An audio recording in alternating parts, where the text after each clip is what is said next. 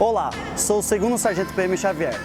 Dando prosseguimento à nossa série especial, abordaremos o tema sobre trauma na prática esportiva e o seu devido atendimento.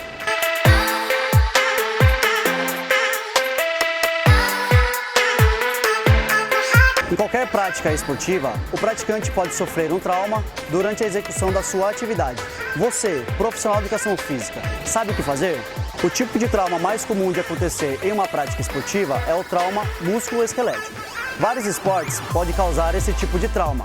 Como exemplo temos futebol, vôlei, basquete, ginástica, entre outros.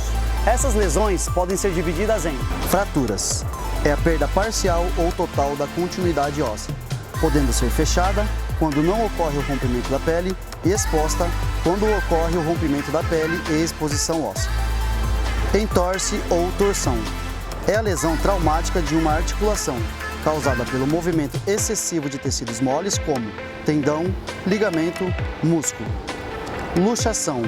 É o deslocamento parcial ou total, de modo repentino ou duradouro, de um ou mais ossos ligados a uma articulação.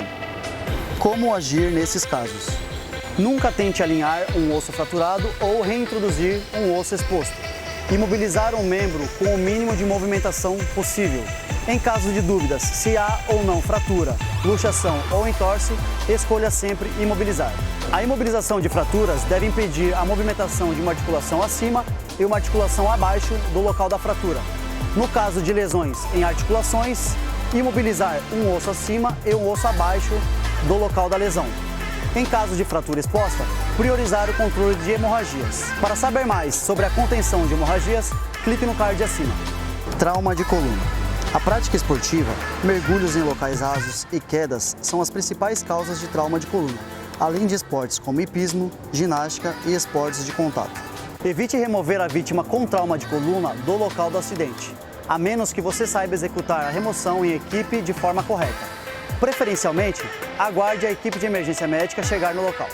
Mantenha a vítima em repouso, de preferência em decúbito dorsal, estabilizando a cabeça da vítima e a coluna vertebral. Priorize a estabilização manual da coluna vertebral. Trauma abdominal.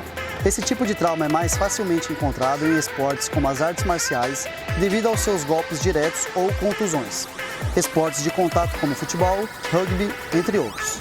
Na região abdominal, procure por lesões como distensão, contusões, abrasões, ferimentos penetrantes, eviscerações, rigidez ou muita dor local. Caso esse trauma não seja oriundo de traumatismo em extremidade ou de coluna, oriente a vítima para que mantenha os joelhos semiflexionados para reduzir a tensão dos músculos abdominais e diminuindo assim a dor abdominal.